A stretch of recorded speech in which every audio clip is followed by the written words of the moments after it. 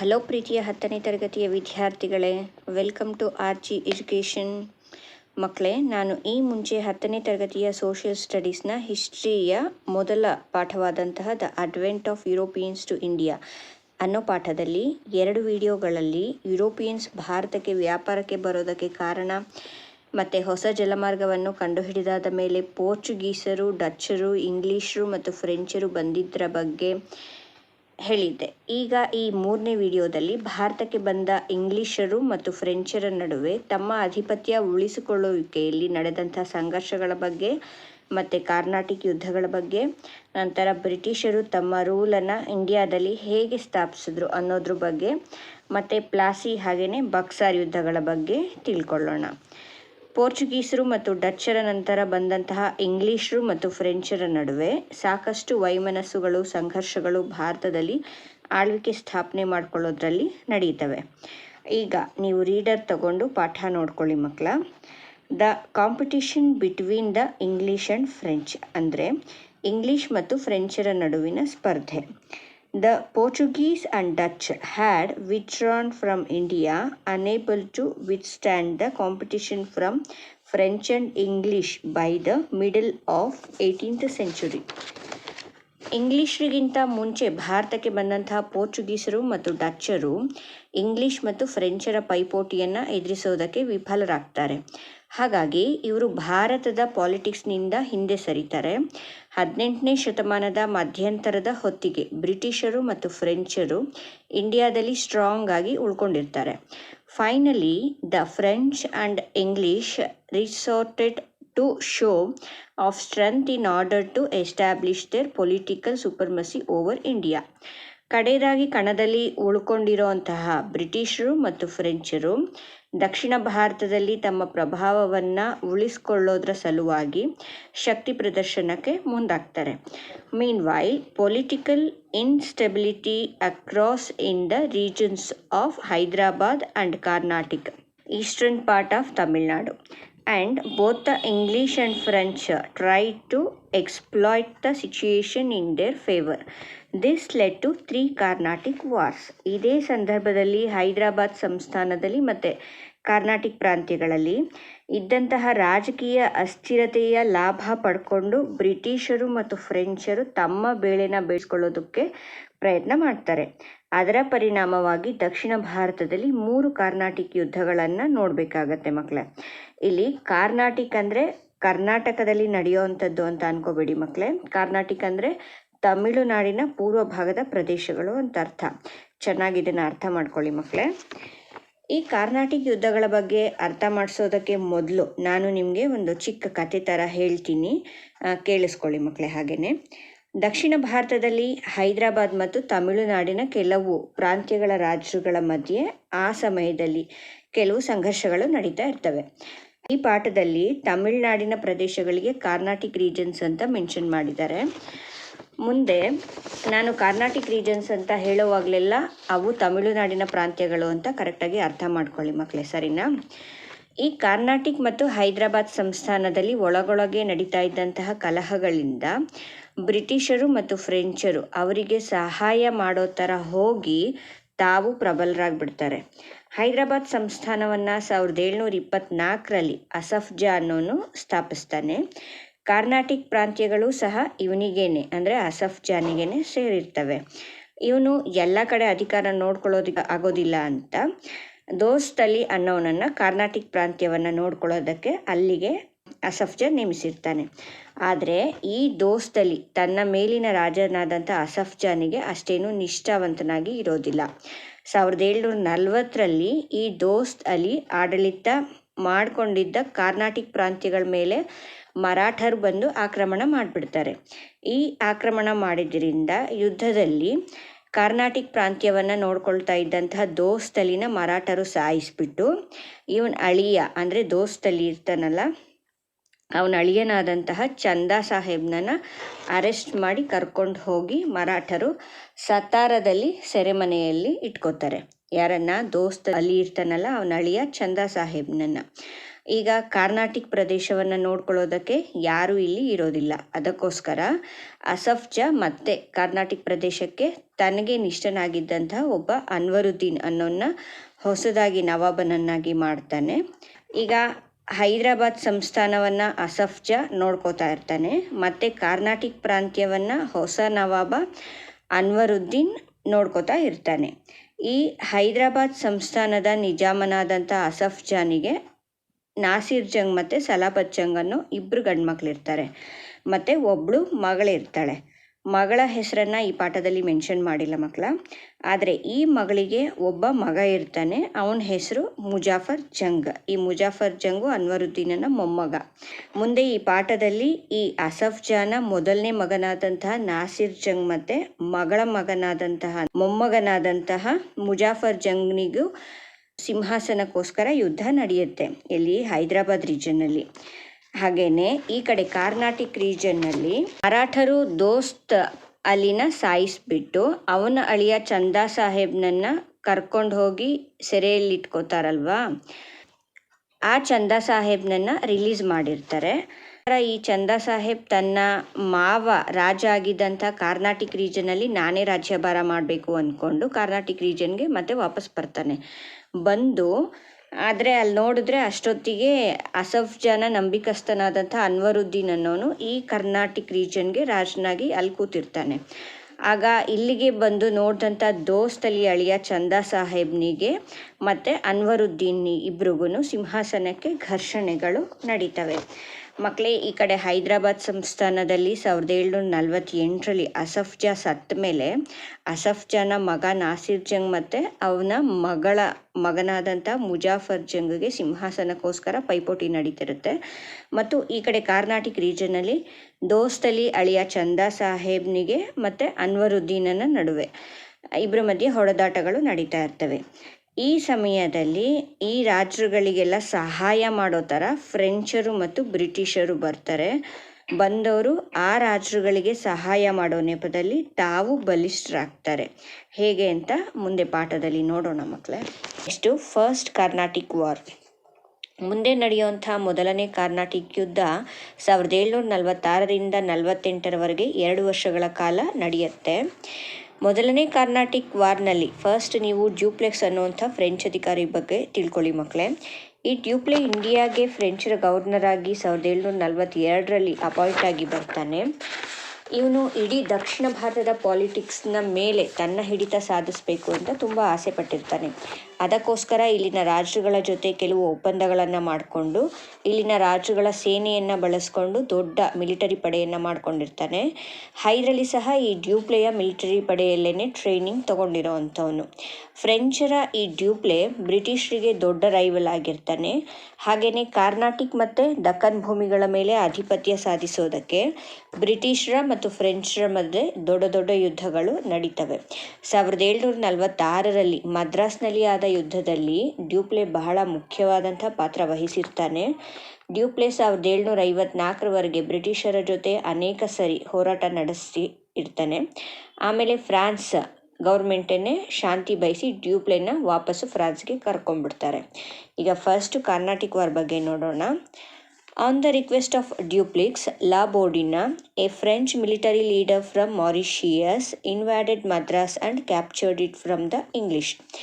ದಕ್ಷಿಣ ಭಾರತದಲ್ಲಿ ರಾಜಕೀಯವಾಗಿ ಪ್ರಬಲರಾಗಬೇಕು ಅಂತ ಅಂದ್ಕೊಂಡಿದ್ದ ಫ್ರೆಂಚರಿಗೆ ಇಲ್ಲಿ ಪ್ರತಿಸ್ಪರ್ಧಿಯಾಗಿದ್ದು ಬ್ರಿಟಿಷರು. ಹಾಗಾಗಿ ಫ್ರೆಂಚರ ಗವರ್ನರ್ ಆದ ಡ್ಯೂಪ್ಲೆ ಅನ್ನೋನು ಬ್ರಿಟಿಷರ ವಶದಲ್ಲಿದ್ದಂಥ ಮದ್ರಾಸನ್ನು ವಶಪಡಿಸ್ಕೊಳ್ಳೋದಕ್ಕೋಸ್ಕರ ಲ್ಯಾಬೋರ್ಡಿನಾ ಅನ್ನೋಂಥ ಫ್ರೆಂಚ್ ಸೇನಾ ಮುಖ್ಯಸ್ಥನನ್ನು ಮಾರಿಷಿಯಸ್ನಿಂದ ಕರೆಸ್ಕೊತಾನೆ. ಈ ಲ್ಯಾಬೋರ್ಡಿನಾ ಬ್ರಿಟಿಷರನ್ನು ಸೋಲಿಸಿ ಅವರಿಂದ ಮದ್ರಾಸನ್ನು ಕಿತ್ಕೋತಾನೆ. This forced the helpless British to request the help of Anwaruddin, the Nawab of Carnatic. ಆಗ ಮದ್ರಾಸನ್ನು ಸೋತಂತಹ ಬ್ರಿಟಿಷರು ಅಸಹಾಯಕರಾಗಿ ಅನ್ವರುದ್ದೀನ್ ಹತ್ರ ಸಹಾಯ ಕೇಳ್ತಾರೆ. ಈ ಅನ್ವರುದ್ದೀನ್ ಕಾರ್ನಾಟಿಕ್ ನವಾಬ ಆಗಿದ್ದವನು. ಇಲ್ಲಿ ನೋಡಿ ಮಕ್ಕಳೇ, ಕಾರ್ನಾಟಿಕ್ ರೀಜನಲ್ಲಿ ಬ್ರಿಟಿಷರು ಇಲ್ಲಿ ಅನ್ವರುದ್ದೀನನ ಪರವಾಗಿದ್ದಾಗ ಆಯಿತು. ಅಂದರೆ ಇನ್ನೊಂದರ್ಥದಲ್ಲಿ ಅನ್ವರುದ್ದೀನ್ ವಿರೋಧಿ ಕಾರ್ನಾಟಿಕ್ನಲ್ಲಿ ಯಾರು? ದೋಸ್ತಲಿ ಅಳಿಯ ಚಂದಾ ಸಾಹೇಬ್. ಅನ್ವರುದ್ದೀನ್ ಪರ ಬ್ರಿಟಿಷರಿದ್ದರೆ ಫ್ರೆಂಚರು ಇಲ್ಲಿ ಯಾರ ಪರ ಆಗ್ತಾರೆ? ಶತ್ರುನ ಶತ್ರು ಮಿತ್ರ ಅನ್ನೋ ಹಾಗೆ ಚಂದಾ ಸಾಹೇಬ್ನ ಪರವಾಗಿ ಫ್ರೆಂಚರು ಇರ್ತಾರೆ. ಆಯಿತಾ ಮಕ್ಕಳೇ? The army sent by Anwaruddin fail to defeat the French at Madras. ಫ್ರೆಂಚರನ್ನು ಓಡಿಸೋದಕ್ಕೆ ಅನ್ವರುದ್ದೀನು ಬ್ರಿಟಿಷರಿಗೋಸ್ಕರ ಒಂದು ಸೇನೆಯನ್ನು ಮದ್ರಾಸಿಗೆ ಕಳಿಸ್ಕೊಡ್ತಾನೆ. ಆದರೆ ಮದ್ರಾಸಲ್ಲಿ ಅನ್ವರುದ್ದೀನನ ಸೈನ್ಯ ಸೋತು ಹೋಗುತ್ತೆ. ಮೊದಲು ಎಲ್ಲ ಕಡೆ ಬ್ರಿಟಿಷರು ಸೋತ್ರೂ ಫೈನಲ್ ಆಗಿ ಗೆಲ್ತಾ ಹೋಗಿದ್ದು ಅವರನ್ನೇ. ಹಾಗೇನೆ ಬ್ರಿಟಿಷರು ಮುಂದೊಂದಿನ ಇಡೀ ಭಾರತವನ್ನೇ ತಮ್ಮ ಹಿಡಿತಕ್ಕೆ ತಗೊಂಡಿದ್ದನ್ನು ನೀವೆಲ್ಲ ನೋಡಿದ್ದೀರಾ. Finally La Bourdonnais took money from the English and return Madras and went back to Mauritius. ಬ್ರಿಟಿಷರು ಮೊದಲು ಸೈನ್ಯ ಬಳಸಿ ಯುದ್ಧಕ್ಕೆ ಹೋದರು, ಅದರಿಂದ ಸೋತರು. ಆದರೆ ನಂತರ ಬುದ್ಧಿವಂತಿಕೆಯಿಂದ ಹಣ ಬಳಸ್ಕೊಂಡು ಡ್ಯೂಪ್ಲೆ ಮಾರಿಷಿಯಸ್ನಿಂದ ಕರೆಸ್ಕೊಂಡಿದ್ದಂಥ ಈ ಲ್ಯಾಬೋರ್ಡಿನಾಗೆ ಅವನು ಕೇಳಿದಷ್ಟು ದುಡ್ಡು ಕೊಟ್ಟು ತಮ್ಮ ಪರವಾಗಿ ಕೆಲಸ ಮಾಡಿಸ್ಕೋತಾರೆ. ದುಡ್ಡು ತಗೊಂಡಂತಹ ಈ ಲ್ಯಾಬೋರ್ಡಿನ ಮದ್ರಾಸನ್ನು ಬ್ರಿಟಿಷರಿಗೆ ಬಿಟ್ಕೊಟ್ಟು ಮಾರಿಷಸ್ಗೆ ವಾಪಸ್ ಹೊರಟೋಗ್ತಾನೆ. This enraged Dupleix and he attempted to take Madras but failed. ಇದರಿಂದ ಕೋಪಗೊಂಡಂತಹ ಡ್ಯೂಪ್ಲಿಕ್ಸು ಮತ್ತೆ ಮದ್ರಾಸನ್ನು ಬ್ರಿಟಿಷರಿಂದ ವಾಪಸ್ ಪಡೆಯೋದಕ್ಕೆ ಯುದ್ಧ ಮಾಡ್ತಾನೆ. ಬಟ್ ಯುದ್ಧದಲ್ಲಿ ಸೋಲ್ತಾನೆ. Finally, the war ended with a treaty in Europe between France and England called Treaty of Aix-la-Chapelle. ಆದರೆ ಕೊನೆಗೆ ಈ ಯುದ್ಧ ಯುರೋಪ್ನಲ್ಲಿ ಪ್ರಿನ್ಸ್ ಮತ್ತು ಇಂಗ್ಲೆಂಡ್ನ ಮಧ್ಯೆ ನಡೆದಂತಹ ಎಕ್ಸ್ಲಾ-ಚಾಪೆಲ್ ಅನ್ನುವಂಥ ಒಂದು ಒಪ್ಪಂದದಿಂದ ಮುಕ್ತಾಯ ಆಗುತ್ತೆ. ಹಾಗಾದರೆ ಫಸ್ಟ್ ಕರ್ನಾಟಿಕ್ ವಾರ್ ಯಾವ ಒಪ್ಪಂದದಿಂದ ಮುಕ್ತಾಯ ಆಗುತ್ತೆ ಮಕ್ಕಳೇ? ಎಕ್ಸ್ಲಾ-ಚಾಪೆಲ್ ಒಪ್ಪಂದದಿಂದ ಮುಕ್ತಾಯ ಆಗುತ್ತೆ. ಹಾಗಾದರೆ ಈ ಮೊದಲ ಕರ್ನಾಟಿಕ್ ವಾರ್ನಲ್ಲಿ ಮೇಲ್ಗೈ ಸಾಧಿಸ್ಕೊಂಡಿದ್ಯಾರು? ಬ್ರಿಟಿಷರು. The Nizam of Hyderabad Asaf Jah died in 1748. A tussle started between his son Nasir Jung and his daughter's son Muzaffar Jung for the throne. On the other hand, a fight had broken out between Chanda Sahib, who was released from the Maratha prison, and Anwaruddin in Carnatic.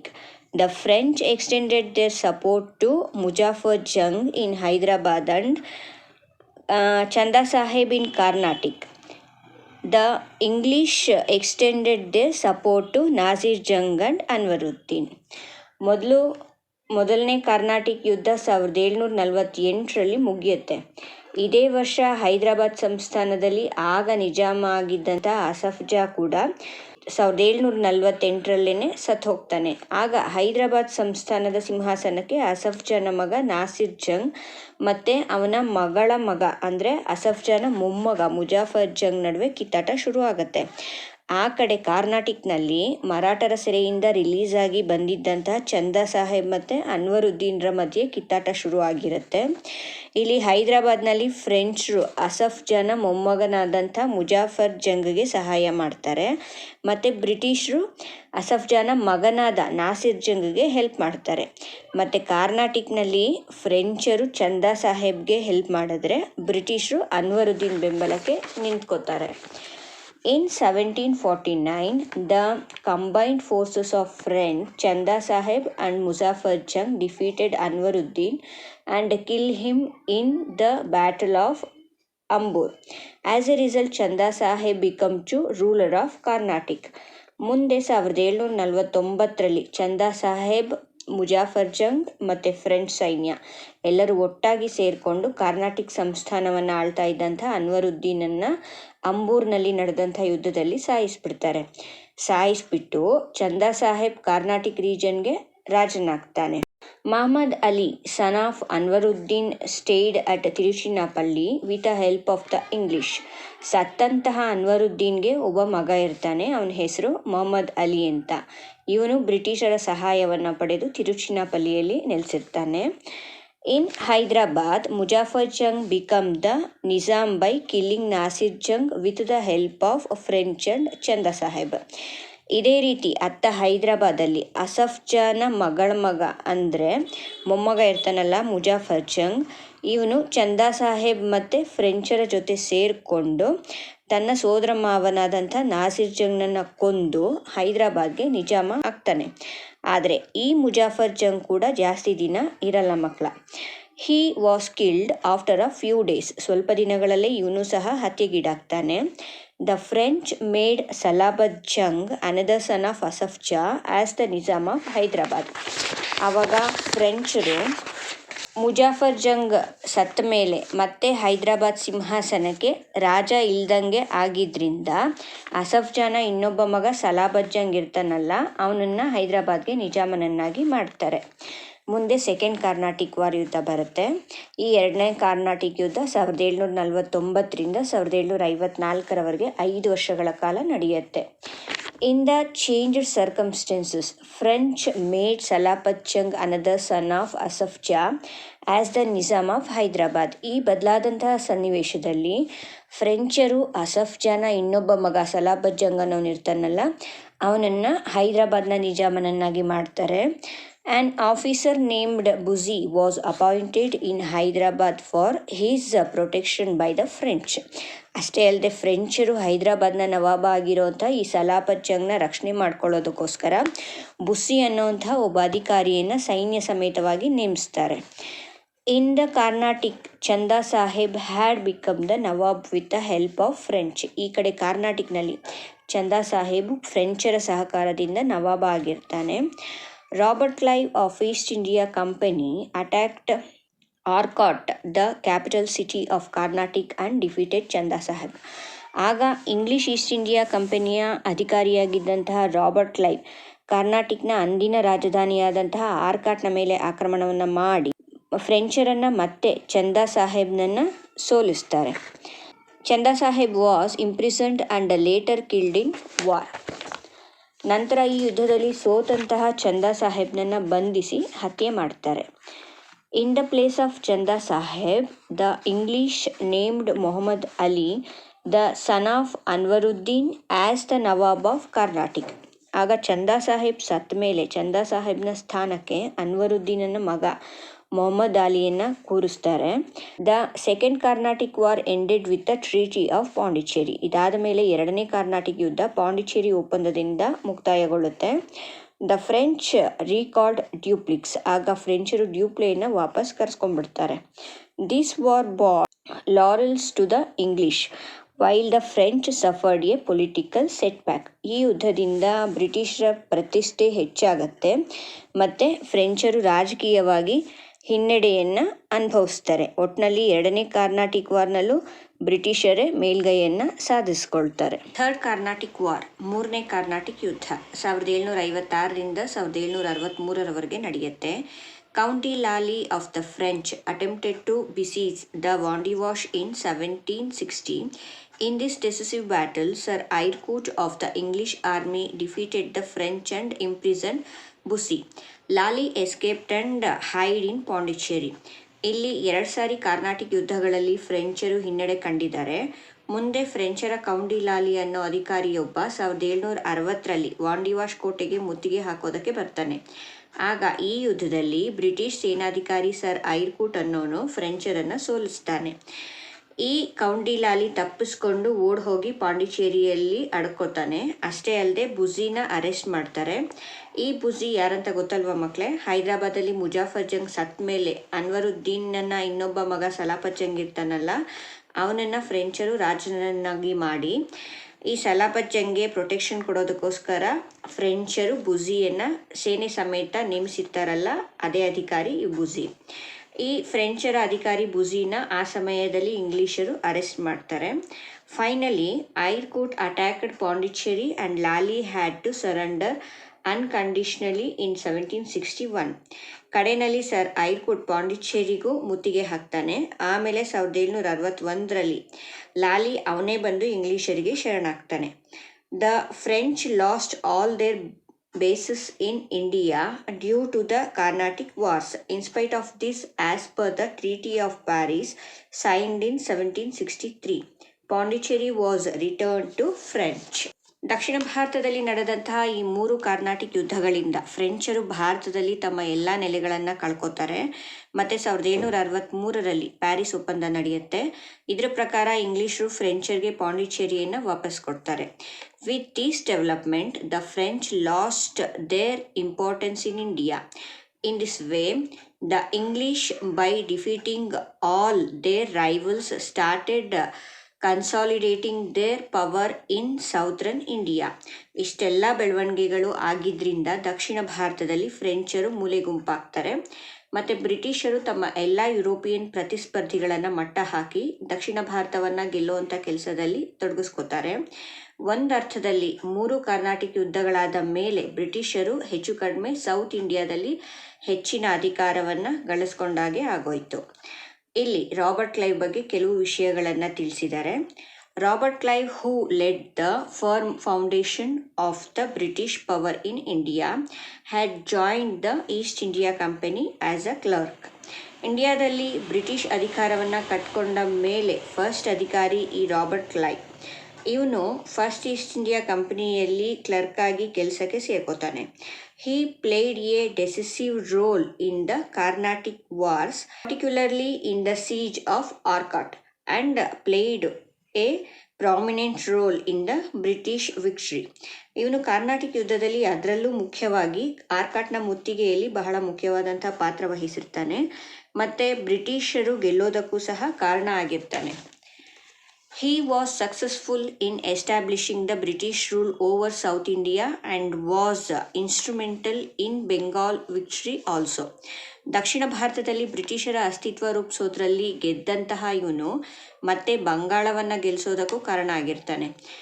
After the battle of Plassey in 1757, he gained control over the Nawab of Bengal also.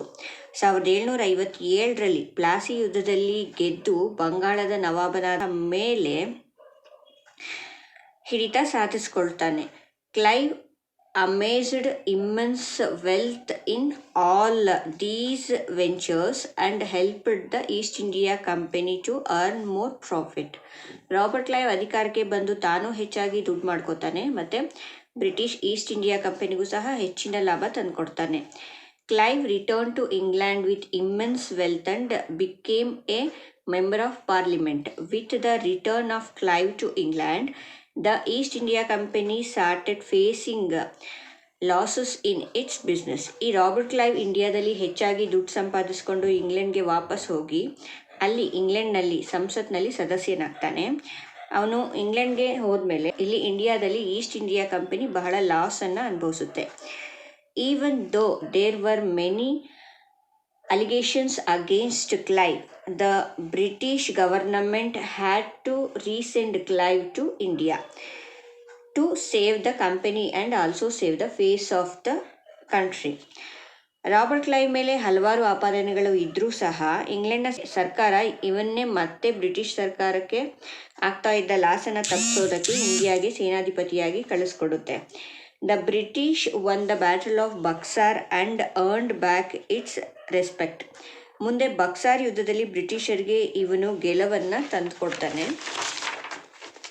Clive was successful in securing the Diwani rights for the British over Bengal, Bihar and Odisha regions. British ಕಂಪನಿಗೆ ಬೆಂಗಾಲ್, ಬಿಹಾರ್ ಮತ್ತು ಒಡಿಶಾ ಪ್ರಾಂತ್ಯಗಳ ಮೇಲಿನ ದಿವಾನಿ ಹಕ್ಕನ್ನು ತಂದುಕೊಡ್ತಾನೆ ಈ Robert Clive. This brought more wealth to Robert Clive and to East India Company as well. In 1767, Robert Clive returned to England. ಇದರಿಂದಾಗಿ ಮತ್ತೆ ತಾನು ಹೆಚ್ಚಿನ ದುಡ್ಡು ಸಂಪಾದಿಸ್ಕೊಂಡು ಬ್ರಿಟಿಷ್ ಈಸ್ಟ್ ಇಂಡಿಯಾ ಕಂಪನಿಗೂ ಹೆಚ್ಚಿನ ಸಂಪಾದನೆ ಆಗೋ ಥರ ಮಾಡಿ ಮತ್ತೆ 1767ರಲ್ಲಿ ಇಂಗ್ಲೆಂಡ್ಗೆ ವಾಪಸ್ ಹೊರಟೋಗ್ತಾನೆ. ಆಮೇಲೆ ಡ್ಯೂಪ್ಲೆ ಬಗ್ಗೆ ಹೇಳಿದ್ದಾರೆ ಮಕ್ಕಳೇ, ನಾನು ಆಗಲೇ ಇದನ್ನು ಹೇಳ್ಕೊಟ್ಟಿದ್ದೀನಿ ಮೇಲಿನ ಪಾಠದಲ್ಲಿ. Next British rule in India, ಭಾರತದಲ್ಲಿ ಬ್ರಿಟಿಷರ ಆಳ್ವಿಕೆ ಬಗ್ಗೆ ನೋಡೋಣ. After gaining political control over South India, the British try to gain control over the rich Bengal province in the later part of 18th century. ದಕ್ಷಿಣ ಭಾರತದ ಪಾಲಿಟಿಕ್ಸ್ನಲ್ಲಿ ಹಿಡಿತ ಸಾಧಿಸ್ಕೊಂಡಾದ ಮೇಲೆ ಬ್ರಿಟಿಷರು 18th century ಕೊನೆ ಹೊತ್ತಿಗೆ ಶ್ರೀಮಂತವಾಗಿದ್ದಂತಹ ಬಂಗಾಳದ ಪ್ರಾಂತ್ಯಗಳ ಮೇಲೆ ಗಮನ ಹರಿಸ್ತಾರೆ. The Bengal province had achieved tremendous growth in the areas of agricultural, commerce and industry. ಆಗ ಕೃಷಿ, ಬಿಸ್ನೆಸ್ಸು, ಕೈಗಾರಿಕೆ ಎಲ್ಲ ಕ್ಷೇತ್ರಗಳು ಸಹ ಬಂಗಾಳ ತುಂಬ ಬೆಳವಣಿಗೆ ಆಗಿರುತ್ತೆ. The East India Company was making considerable profits from this provinces. ಅಷ್ಟು ಹೊತ್ತಿಗಾಗಲೇ ಇಂಗ್ಲಿಷ್ ಈಸ್ಟ್ ಇಂಡಿಯಾ ಕಂಪನಿಗೆ ಈ ಬಂಗಾಳ ಪ್ರಾಂತ್ಯದಿಂದ ತುಂಬ ಲಾಭನೂ ಆಗ್ತಾ ಇರುತ್ತೆ. ದ ದಸ್ತಕ್ಸ್ ಅಂದರೆ ಲೈಸೆನ್ಸ್ ಅಂತ, issued by the Mughal ruler Farrukh Siyar were the main reasons for this. ಈ ಬ್ರಿಟಿಷರಿಗೆ ಬಂಗಾಳದಿಂದ ಬರ್ತಾ ಇದ್ದಂಥ ಲಾಭ ಹೇಗೆ ಅಂದರೆ 1717ರಲ್ಲಿ ಮೊಘಲ್ನ ದೊರೆ ಫಾರೂಕ್ ಸಿಯಾರ್ ಅನ್ನೋನು ಬ್ರಿಟಿಷರಿಗೆ ಮುಕ್ತವಾಗಿ ವ್ಯಾಪಾರ ನಡೆಸ್ಕೊಂಡು ಹೋಗಿ ಅಂತ ಇವ್ರ ಕಂಪನಿಗೆ ದಸ್ತಕಗಳನ್ನು ಕೊಟ್ಟಿದ್ರಿಂದ. ಈ ದಸ್ತಕ್ ಅಂದರೆ ಬ್ರಿಟಿಷರು ಇಲ್ಲಿನ ರಾಜ್ಯಕ್ಕೆ ತಾವು ಬೇರೆ ದೇಶದಿಂದ ಸರಕುಗಳನ್ನು ತರೋದಕ್ಕಾಗಲಿ ಅಥವಾ ಇಲ್ಲಿಂದ ಸರಕುಗಳನ್ನು ಅಲ್ಲಿಗೆ ಸಾಗಿಸೋದಕ್ಕಾಗಲಿ ಯಾವುದೇ ರೀತಿ ಟ್ಯಾಕ್ಸ್ ಕೊಡದೆ ವ್ಯಾಪಾರ ನಡೆಸ್ಕೊಂಡು ಹೋಗ್ಬೋದು ಅನ್ನೋಂಥ ಒಂದು ಲೈಸೆನ್ಸು. ಇಲ್ಲಿನ ರಾಜರು ಅವರು ವ್ಯಾಪಾರ ಮಾಡೋದಕ್ಕೆ ಯಾವುದೇ ರೀತಿ ಟ್ಯಾಕ್ಸ್ ಕೊಡಬೇಡಿ ಅಂದರು. ಆದರೆ ಅವ್ರು ಮಾತ್ರ ಇಂಡಿಯಾದವ್ರ ಮೇಲೆ ಕೂತ್ರು ಟ್ಯಾಕ್ಸು ನಿಂತರು ಟ್ಯಾಕ್ಸು ಅಂತ ಬರೀ ಟ್ಯಾಕ್ಸ್ಗಳನ್ನು ಹೇರೋದೇ ಆಗೋಯ್ತು. ಬಟ್ ದೀಸ್ ದಸ್ತಕ್ಸ್ that were limited to the company transactions were misused by the individual officers of the company too. ಬ್ರಿಟಿಷರಿಗೆ ಫಾರೂಕ್ ಸಿಯಾರ್ ಕೊಟ್ಟಿದ್ದಂತಹ ಲೈಸೆನ್ಸು ಕೇವಲ ಕಂಪನಿಗೆ ಮಾತ್ರ ಸೀಮಿತವಾಗಿರುತ್ತೆ. ಈ ದಸ್ತಕಗಳನ್ನು ಕಂಪನಿಯ ನೌಕರರು ತಮ್ಮ ವ್ಯಾಪಾರ ವ್ಯವಹಾರಗಳಿಗೆಲ್ಲ ಮಿಸ್ಯೂಸ್ ಮಾಡ್ಕೊಳ್ಳೋಕೆ ಶುರು ಮಾಡಿಕೊಂಡ್ರು. This resulted in huge loss to the Bengal government. ಇದರಿಂದ ಬಂಗಾಳದ ಸರ್ಕಾರಕ್ಕೆ ತುಂಬಾ ಲಾಸ್ ಆಯಿತು. Hence all nawabs from Murshid Ali Khan to Alivardi Khan opposed such misuses. ಇದನ್ನು ಮುರ್ಷಿದ್ ಅಲಿ ಖಾನಿಂದ ಹಿಡಿದು ಅಲಿವರ್ದಿ ಖಾನ್ವರೆಗೆ ಎಲ್ಲ ಇರೋದನ್ನು ವಿರೋಧ ಮಾಡ್ತಾರೆ. This led to confrontation between the nawabs and the company.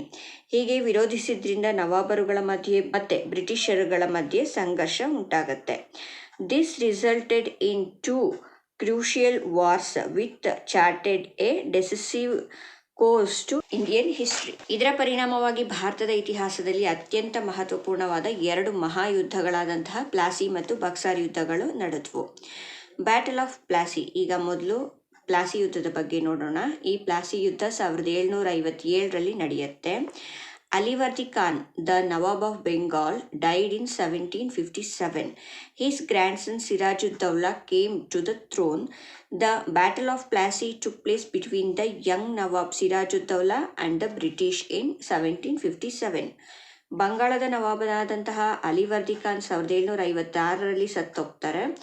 ಇವನ ನಂತರ ಇವರ ಮೊಮ್ಮಗ ಸಿರಾಜುದ್ದೌಲಾ ಅಧಿಕಾರಕ್ಕೆ ಬರ್ತಾನೆ.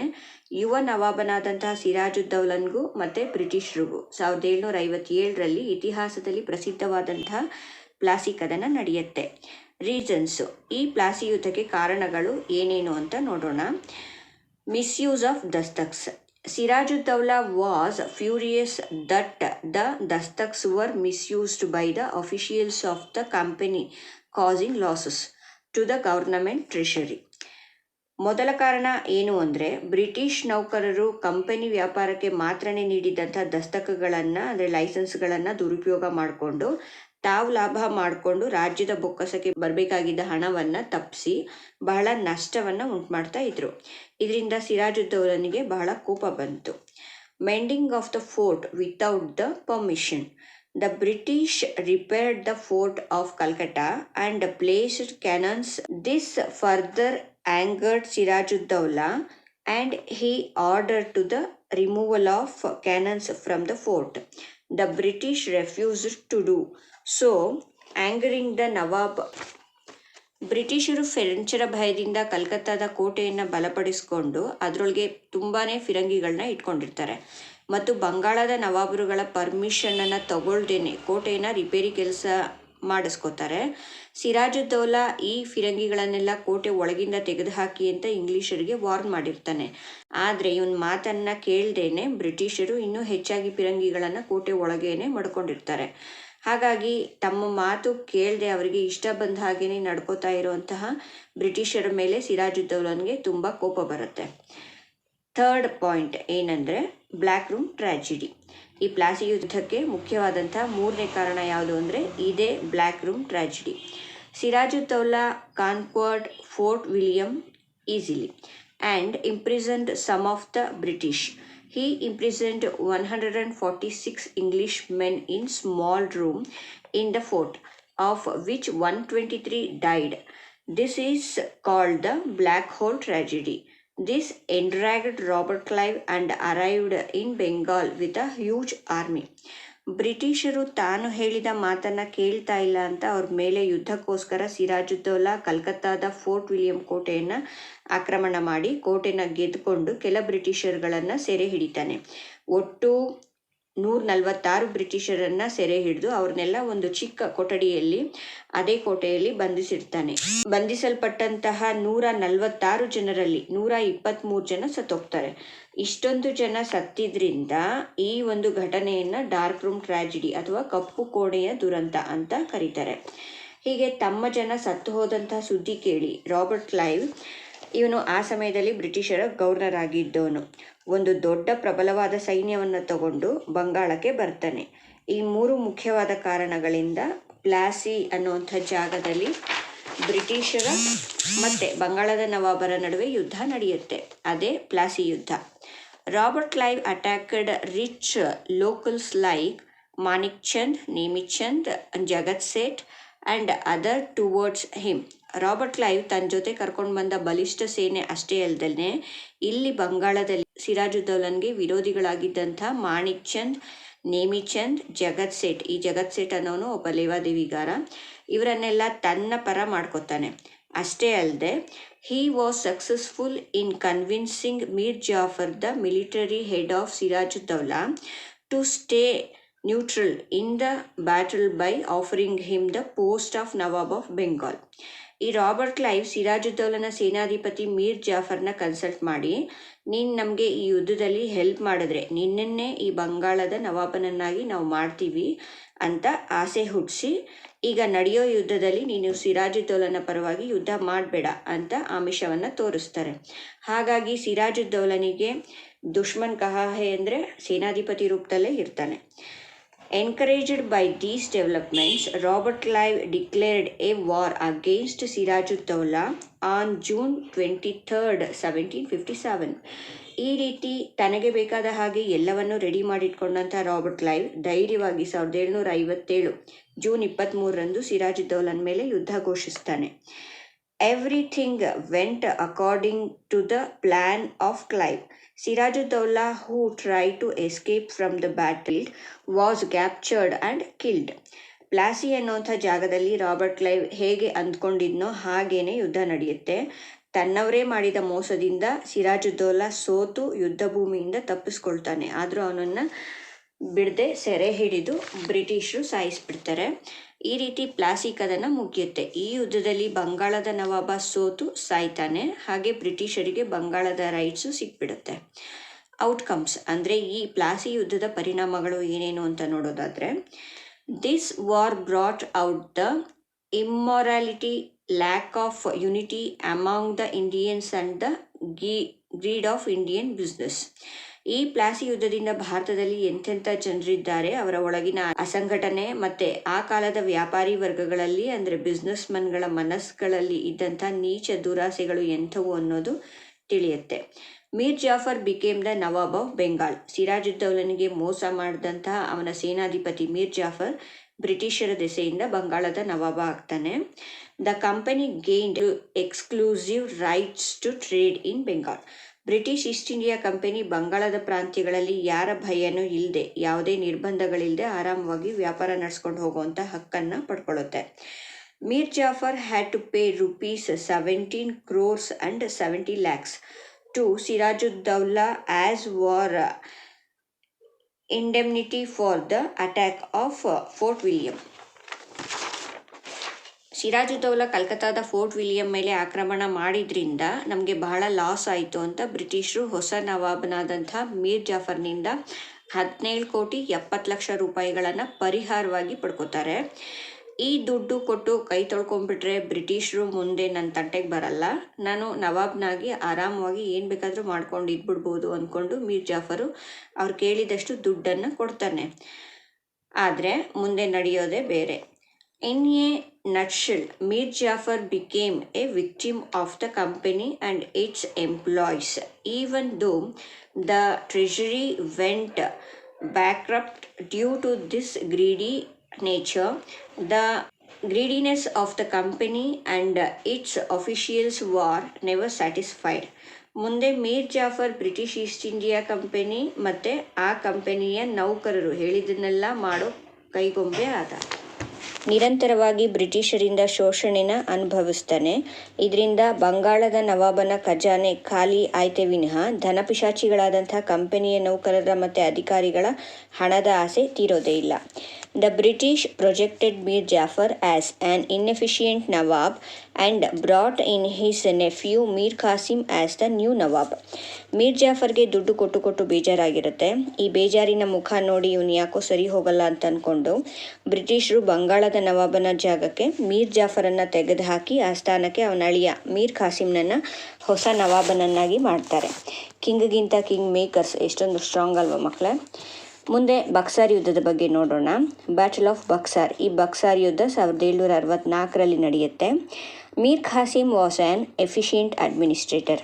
ಮೀರ್ ಜಾಫರ್ನ ಅಳಿಯನಾದಂಥ ಮೀರ್ ಖಾಸಿಮ್ ಒಬ್ಬ ಸಮರ್ಥ ಆಡಳಿತಗಾರ. In the beginning he remained loyal to the company. ಇವನು ಸಹ ಅಧಿಕಾರಕ್ಕೆ ಬಂದ ಹೊಸದರಲ್ಲಿ ಕಂಪನಿಗೆ ನಿಷ್ಠೆಯಿಂದ ಇರ್ತಾನೆ. He paid 2 lakhs pounds to the company and gave away few places to it. 2 lakh pound ಹಣ ಮತ್ತು ಅನೇಕ ಪ್ರದೇಶಗಳನ್ನು ಮೀರ್ ಖಾಸಿಮ್ ಬಂದ ಹೊಸದರಲ್ಲಿ ಖುಷಿಯಾಗಿ ಬ್ರಿಟಿಷ್ ಕಂಪನಿಗೆ ಕೊಡ್ತಾನೆ. Shortly afterwards he declared himself as an independent king. ಇವನು ಸಹ ನವಾಬನಾದ ಹೊಸದರಲ್ಲಿ ಹುಮ್ಮನಸ್ಸಿನಿಂದ ಬ್ರಿಟಿಷರಿಗೆ ಅವ್ರು ಕೇಳಿದ್ದನ್ನೆಲ್ಲ ಕೊಟ್ಟು ಇನ್ನು ಮುಂದೆ ನನಗೆ ಅವರಿಂದ ಯಾವುದೇ ರೀತಿ ಅಡ್ಡಿ ಆತಂಕಗಳು ಬರೋದಿಲ್ಲ ಅಂದ್ಕೊಂಡು ತನ್ನನ್ನು ತಾನು ಒಬ್ಬ ಸ್ವತಂತ್ರ ರಾಜ ಅಂತ ಭಾವಿಸ್ಕೊತಾನೆ. After verifying the misuse of dastaks, he declared all business was duty-free in Bengal. ಮುಂದೆ ಬಂಗಾಳದ ಪ್ರಾಂತ್ಯದಲ್ಲಿನ ದಸ್ತಕಗಳನ್ನು ಬ್ರಿಟಿಷರು ದುರ್ಬಳಕೆ ಮಾಡ್ಕೊಂಡಿರೋ ಅಂಥದ್ದನ್ನು ಪರಿಶೀಲನೆ ಮಾಡ್ತಾನೆ. ಇದರಿಂದ ಬಂಗಾಳದ ಜನ ವ್ಯಾಪಾರದಲ್ಲಿ ಹಿಂದುಳಿದಿರೋದು ಮತ್ತು ಖಜಾನೆಗೆ ಬರಬೇಕಿದ್ದ ಆದಾಯ ಬರದೇ ಇರೋದನ್ನು ಗಮನಿಸಿ ಬಂಗಾಳದ ಎಲ್ಲ ವ್ಯಾಪಾರಸ್ಥರು ತಮ್ಮ ವ್ಯಾಪಾರದಲ್ಲಿ ಯಾವುದೇ ಸುಂಕವನ್ನು ಕೊಡಬೇಕಾಗಿಲ್ಲ, ಮೊದಲು ನಮ್ಮ ವ್ಯಾಪಾರಸ್ಥರು ಸ್ವಲ್ಪ ಪ್ರಬಲರಾಗಲಿ ಅಂತ ಘೋಷಣೆ ಮಾಡ್ತಾನೆ. ಇದರಿಂದ Indians ಕಾಂಪಿಟೆಡ್ against the British in all spares of business. ಇದರಿಂದ ಭಾರತೀಯ ವ್ಯಾಪಾರಿಗಳು ಸುಂಕ ಇಲ್ಲದ ಹಾಗೆ ಮುಕ್ತವಾಗಿ ವ್ಯಾಪಾರ ನಡೆಸಿಕೊಂಡು ಬ್ರಿಟಿಷರ ಎದುರು ನೇರ ಪೈಪೋಟಿಯನ್ನು ವ್ಯಾಪಾರದಲ್ಲಿ ಮಾಡ್ತಾರೆ. As A result the British trade suffered ಕನ್ಸಿಡರಬಲಿ. ಹೀಗೆ ಭಾರತೀಯರು ಬ್ರಿಟಿಷ್ ವ್ಯಾಪಾರಿಗಳಿಗೆ ಪೈಪೋಟಿ ನೀಡೋ ಹಾಗೆ ಆಗಿದ್ದರಿಂದ ಬ್ರಿಟಿಷರ ವ್ಯಾಪಾರಕ್ಕೆ ಭಾರಿ ಹೊಡೆತ ಬೀಳುತ್ತೆ. This was enough for the British to oppose the nawab. ಆಗ ಇದಿಷ್ಟೇ ಕಾರಣವನ್ನು ಮುಂದಿಟ್ಕೊಂಡು ಬ್ರಿಟಿಷರು ಬಂಗಾಳದ ನವಾಬನನ್ನು ವಿರೋಧಿಸ್ತಾರೆ. ನಮ್ಮ ಪರ್ಮಿಷನ್ ಇಲ್ದಲೆ ನೀವು ಹೇಗೆ ಭಾರತೀಯರಿಗೆ ವಿತೌಟ್ ಟ್ಯಾಕ್ಸ್ ಅಂತ ವ್ಯಾಪಾರದಲ್ಲಿ ಪರ್ಮಿಷನ್ ಕೊಟ್ಟಿದ್ದೀರಾ, ಇದರಿಂದ ನಮಗೆ ಲಾಸ್ ಆಗ್ತಾ ಇದೆ ಅಂತ ನವಾಬ ಮೀರ್ ಖಾಸಿಮ್ನನ್ನು ವಿರೋಧಿಸ್ತಾರೆ. They brought in Mir Jafar again the dethroned Mir Qasim. ತಕ್ಷಣವೇ ಮೀರ್ ಖಾಸಿಮ್ನನ್ನು ಆಡಳಿತದಿಂದ ಕೆಳಗಿಳಿಸ್ಬಿಟ್ಟು ಮತ್ತೆ ಮೀರ್ ಜಾಫರನನ್ನು ನವಾಬನನ್ನಾಗಿ ನೇಮಿಸ್ತಾರೆ. As Mir Qasim knew the cunningness of the British he went for an organised war against them. ಈ ಮೀರ್ ಖಾಸಿಮ್ ಬ್ರಿಟಿಷರು ಮಾಡೋಂಥ ತಂತ್ರ ಕುತಂತ್ರಗಳನ್ನೆಲ್ಲ ತಿಳ್ಕೊಂಡ್ಮೇಲೆ ಅವ್ರ ವಿರುದ್ಧ ಹೋರಾಟ ನಡೆಸೋದಕ್ಕೆ ಒಂದು ಸಂಘಟನೆ ಮಾಡ್ಕೊಳ್ಳೋದಕ್ಕೆ ಮುಂದಾಗ್ತಾನೆ. He was supported by Indian merchants and artisans. ಭಾರತೀಯ ವ್ಯಾಪಾರಿಗಳು ಹಾಗೆಯೇ ಅನೇಕ ಕಸುಬುದಾರರುಗಳೆಲ್ಲ ಈ ಮೀರ್ ಖಾಸಿಮ್ಗೆ ಬೆಂಬಲ ಕೊಡ್ತಾರೆ. Mir Khasim entered into agreements with the Mughal ruler Shah Alam II and Nawab of Awadh ಶುಜ್-ಉದ್-ದೌಲಾ. ಈ ರೀತಿ ಮೀರ್ ಖಾಸಿಮ್ ಬ್ರಿಟಿಷರ ವಿರುದ್ಧ ಹೋರಾಡೋದಕ್ಕೆ ಮೊಘಲರ ದೊರೆ 2ನೇ ಶಾ ಆಲಂ ಮತ್ತು ಔಧ್ನ ನವಾಬ ಶುಜಾ-ಉದ್-ದೌಲಾ ಇವರಿಬ್ಬರ ಜೊತೆ ಒಪ್ಪಂದ ಮಾಡ್ಕೋತಾನೆ. ಈಗ ಮೀರ್ ಖಾಸಿಮ್, ಶುಜಾ-ಉದ್-ದೌಲಾ ಮತ್ತು ಶಾ ಆಲಂ II ಈ ಮೂವರ ಸೈನ್ಯ ಒಗ್ಗಟ್ಟಾಗಿರುತ್ತೆ. The combined forces of Mir Qasim faced the British army led by Hector Munro at Buxar in 1764. ಮುಂದೆ ಒಟ್ಟಾದ ಈ ಮೂರು ಸೈನ್ಯ ಒಗ್ಗಟ್ಟಾಗಿ ಬ್ರಿಟಿಷರ ಮೇಲೆ ಯುದ್ಧಕ್ಕೆ ಬರ್ತಾರೆ. ಆಗ ಹೆಕ್ಟರ್ ಮುನ್ರೋ ಅನ್ನೋನು ಬ್ರಿಟಿಷ್ ಸೇನೆಯ ನೇತೃತ್ವವನ್ನು ವಹಿಸ್ಕೊಂಡಿರ್ತಾನೆ. 1764ರಲ್ಲಿ ಬಕ್ಸಾರ್ ಅನ್ನೋ ಜಾಗದಲ್ಲಿ ಯುದ್ಧ ಶುರು ಆಗತ್ತೆ. Mir Qasim was defeated and ran away from the battle field. ಈ ಯುದ್ಧದಲ್ಲಿ ಮೀರ್ ಖಾಸಿಮ್ ಸೋತು ಯುದ್ಧ ಭೂಮಿಯಿಂದ ಓಡ್ ಹೋಗ್ತಾನೆ. ಶಾ ಆಲಂ II ಸರೆಂಡರ್ಡ್ ಮತ್ತು ಶಾ ಆಲಂ II ತಾನೇ ಬಂದು ಬ್ರಿಟಿಷರಿಗೆ ಶರಣಾಗತನಾಗ್ತಾನೆ. ಹಾಗೇನೆ the efforts of the combined forces to stop the British failed miserably. ಹೀಗೆ ಬ್ರಿಟಿಷರ ಶಕ್ತಿ ಮುಂದೆ ಒಗ್ಗಟ್ಟಾಗಿ ಬಂದಂತಹ ಈ ಮೀರ್ ಖಾಸಿಂ ಶಾ ಆಲಂ ಸೆಕೆಂಡ್ ಮತ್ತು ಶುಜಾವುದ್ದೌಲಾ ಈ ಮೂವರ ಸೇನೆಯ ಪ್ರಯತ್ನವನ್ನು ಸಂಪೂರ್ಣವಾಗಿ ವಿಫಲ ಆಗತ್ತೆ. ಔಟ್ಕಮ್ಸ್, ಬಕ್ಸಾರ್ ಯುದ್ಧದ ಪರಿಣಾಮಗಳು ಏನೇನಾದವು ಅಂತ ನೋಡೋಣ. ಮೊದಲನೇ point, Shah Alam second accorded the diwani rights over Bengal to ಬ್ರಿಟಿಷರಿಗೆ ಶರಣಾಗಿದ್ದಂತಹ ಶಾ ಆಲಂ ಸೆಕೆಂಡ್ ಬಂಗಾಳದ ಮೇಲಿನ ದಿವಾನಿ ಹಕ್ಕನ್ನು ಪೂರ್ತಿಯಾಗಿ ಬ್ರಿಟಿಷರಿಗೇ ಬಿಟ್ಕೊಟ್ಟು ಬಿಡ್ತಾನೆ. ದಿವಾನಿ ಹಕ್ಕು ಅಂದರೆ ಭೂಕಂದಾಯವನ್ನು ವಸೂಲಿ ಮಾಡುವಂತಹ ಅಧಿಕಾರ. Second point, Shah Alam second gave away all the rights over Bengal to the British for an annual fee of ₹26 lakhs. ಎರಡನೇ ಪಾಯಿಂಟ್ ಏನಂದರೆ, ಈ ಶಾ ಆಲಂ ಸೆಕೆಂಡು ಬ್ರಿಟಿಷರಿಗೆ ನೀವು ನನಗೆ ವರ್ಷಕ್ಕೆ 26 ಲಕ್ಷ ರೂಪಾಯಿಗಳನ್ನು ಕೊಟ್ಟರೆ ಈ ಬಂಗಾಳದ ಸಂಪೂರ್ಣ ಹಕ್ಕನ್ನು ನಾನು ನಿಮಗೆ ಬಿಟ್ಕೊಡ್ತೀನಿ ಅಂತ ಹೇಳಿ ತನ್ನ ಎಲ್ಲ ಹಕ್ಕುಗಳನ್ನು ವರ್ಷಕ್ಕೆ 26 ಲಕ್ಷ ಅಂತ ತಗೊಂಡು ಬಿಟ್ಕೊಟ್ಬಿಡ್ತಾನೆ. Third point, Shujauddaula the Nawab of Awadh had to pay war indemnity of ₹50 lakhs for waging a war against the company. ಮೂರನೇದಾಗಿ ಔಧ್ನ ನವಾಬ ಶುಜಾವುದ್ದೌಲನಿಂದ ಬ್ರಿಟಿಷರು ನಿಮ್ಮ ಜೊತೆ ಯುದ್ಧ ಮಾಡಿದ್ರಿಂದ ನಮಗೆ ಲಾಸ್ ಆಗಿದೆ, ಅದಕ್ಕೆ ಪರಿಹಾರ 50 ಲಕ್ಷ ರೂಪಾಯಿಗಳನ್ನ ಕೊಡಿ ಅಂತ 50 ಲಕ್ಷ ರೂಪಾಯಿಗಳನ್ನು ವಸೂಲಿ ಮಾಡ್ತಾರೆ. Fourth point, with the death of Mir Jafar the company paid pension to his son and took over the entire administration of Bengal. ಮುಂದೆ ಮೀರ್ ಜಾಫರ್ ಸತ್ತ ಮೇಲೆ ಬ್ರಿಟಿಷರು ಮೀರ್ ಜಾಫರ್ನ ಮಗನಿಗೆ ವಿಶ್ರಾಂತಿ ವೇತನವನ್ನು ಕೊಟ್ಟು ಇಡೀ ಬಂಗಾಳದ ಆಡಳಿತವನ್ನೆಲ್ಲ ತಾವೇ ವಹಿಸಿಕೊಂಡು ಆಳೋದಕ್ಕೆ ಶುರು ಮಾಡಿಕೊಂಡ್ರು. The battle of Buxar made the British the real holders of power over Bihar, Bengal and Odisha provinces. ಕೊನೆಯದಾಗಿ ಬಕ್ಸಾರ್ ಯುದ್ಧ ನಡೆದ ಮೇಲೆ ಬಂಗಾಳ, ಬಿಹಾರ, ಒರಿಸ್ಸಾಗಳಲ್ಲಿ ಬ್ರಿಟಿಷರೇನೇ ನಿಜವಾದ ಆಡಳಿತಗಾರರು ಅಥವಾ ಯಜಮಾನರು ಅನ್ನೋ ಹಾಗೆ ಆಗೋಯ್ತು. Even Awadh remained under their control. ಹಾಗೆಯೇ ಅವಧ್ ಕೂಡ ಬ್ರಿಟಿಷರ ಅಧೀನದಲ್ಲೇ ಉಳಿಯೋ ಹಾಗೆ ಆಯಿತು. In 1765 Robert Clive brought in dual government in Bengal. ಮುಂದೆ 1765ರಲ್ಲಿ ರಾಬರ್ಟ್ ಕ್ಲೈವ್ ಬಂಗಾಳದಲ್ಲಿ ದ್ವಿಪ್ರಭುತ್ವ ಪದ್ಧತಿಯನ್ನು ಜಾರಿಗೆ ತರ್ತಾನೆ. As per this the British had the right to collect land taxes where the nawab had power over administrative issues like justice and others. Robert Clive ಜಾರಿಗೆ ತಂದಂತಹ ಈ ದ್ವಿಪ್ರಭುತ್ವ ಪದ್ಧತಿಯ ಪ್ರಕಾರ ನವಾಬನಾದವನು ಆಡಳಿತ, ನ್ಯಾಯ ಹಾಗೆಯೇ ಆಡಳಿತಾತ್ಮಕ ಕಾರ್ಯಗಳನ್ನು ನೋಡ್ಕೊಳ್ತಿದ್ರೆ ಈ ಬ್ರಿಟಿಷರು ಭೂಕಂದಾಯವನ್ನು ವಸೂಲಿ ಮಾಡೋ ಹಕ್ಕನ್ನು ಪಡ್ಕೊಂಡಿರ್ತಾರೆ. In this way, the British gained political control over India to protect their business interests. ಹೀಗೆ ಬ್ರಿಟಿಷರು ತಮ್ಮ ವಾಣಿಜ್ಯ ಹಿತಾಸಕ್ತಿಗಳನ್ನು ಕಾಪಾಡಿಕೊಳ್ಳೋ ಸಲುವಾಗಿ ಭಾರತದಲ್ಲಿ ರಾಜಕೀಯ ಪರಮಾಧಿಕಾರವನ್ನು ಸ್ಥಾಪಿಸ್ಬಿಡ್ತಾರೆ. ಅಂದರೆ ಮಸಾಲೆ ಪದಾರ್ಥಗಳ ಮಾರಾಟಕ್ಕೋಸ್ಕರ ಭಾರತಕ್ಕೆ ಬಂದು ತಮ್ಮ ಕುತಂತ್ರದಿಂದ ಇಡೀ ಭಾರತವನ್ನೇ ಆಳೋ ಥರ ಆಗೋದ್ರು. ಈ ಪಾಠದಲ್ಲಿನ ಕೆಲವು ನೆನಪಿನಲ್ಲಿ ಇಟ್ಕೊಳ್ಬೇಕಾದಂತಹ ಮುಖ್ಯ ಘಟನೆಗಳು ಯಾವ್ಯಾವು ಅಂತ ನೋಡಿ ಮಕ್ಕಳೇ. In 1600 the East India Company was established in England. 1600ರಲ್ಲಿ ಮೊದಲು ಈಸ್ಟ್ ಇಂಡಿಯಾ ಕಂಪನಿ ಇಂಗ್ಲೆಂಡ್ನಲ್ಲಿ ಸ್ಥಾಪನೆ ಆಗುತ್ತೆ. In 1602 Dutch East India Company was established. 1602ರಲ್ಲಿ ಡಚ್ ಈಸ್ಟ್ ಇಂಡಿಯಾ ಕಂಪನಿಯನ್ನು ನೆದರ್ಲ್ಯಾಂಡ್ನಲ್ಲಿ ಸ್ಥಾಪನೆ ಮಾಡ್ತಾರೆ. In 1617 the Mughal Emperor Jahangir issued a royal charter allowing the British to conduct trade in Surat on the west coast and in Hooghly on the east coast. 1619ರಲ್ಲಿ Mughal king Jahangir East India ಕಂಪನಿಗೆ ಪಶ್ಚಿಮ ಕರಾವಳಿಯ ಸೂರತ್ನಲ್ಲಿ ಮತ್ತು ಪೂರ್ವ ಕರಾವಳಿಯಲ್ಲಿರುವ ಹೂಗ್ಲಿ ನದಿಯ ತಟದಲ್ಲಿ ವ್ಯಾಪಾರ ಮಾಡ್ಕೊಳ್ಳೋದಕ್ಕೆ ಪರ್ಮಿಷನನ್ನು ಕೊಡ್ತಾನೆ. In 1639, the English established their first warehouse in Surat. 1639ರಲ್ಲಿ ಬ್ರಿಟಿಷರು ಫಸ್ಟ್ ಟೈಮ್ ತಮ್ಮ ಮೊದಲ ವೇರ್ಹೌಸನ್ನು ಅಥವಾ ದಾಸ್ತಾನು ಮಳಿಗೆಗಳನ್ನು ಸೂರತ್ನಲ್ಲಿ ಸ್ಥಾಪಿಸ್ಕೋತಾರೆ. In 1664 the French East India Company was established. 1664ರಲ್ಲಿ ಫ್ರೆಂಚ್ ಈಸ್ಟ್ ಇಂಡಿಯಾ ಕಂಪನಿನ ಫ್ರಾನ್ಸಲ್ಲಿ ಸ್ಥಾಪನೆ ಮಾಡ್ತಾರೆ. ಅರ್ಥ ಆಯ್ತಾ ಮಕ್ಕಳೇ? ಇಲ್ಲಿಗೆ ಈ ಪಾಠ ಅಂದರೆ the advent of Europeans to India ಅನ್ನೋ ಪಾಠ ಮುಕ್ತಾಯ ಆಗುತ್ತೆ. ಸರಿ, ಹಾಗಿದ್ರೆ ನಿಮಗೆ ಈ ಪಾಠ ಅರ್ಥ ಆಯಿತು ಅಂದ್ಕೋತೀನಿ. ಈ ವಿಡಿಯೋ ನಿಮಗೆ ಇಷ್ಟ ಆಗಿದ್ದರೆ ಲೈಕ್ ಮಾಡಿ ಮಕ್ಕಳೇ, ಶೇರ್ ಮಾಡಿ, ಹಾಗೆಯೇ ಕಮೆಂಟ್ ಮಾಡಿ. ಓಕೆನಾ ಮಕ್ಕಳೇ? ಬಾಯ್.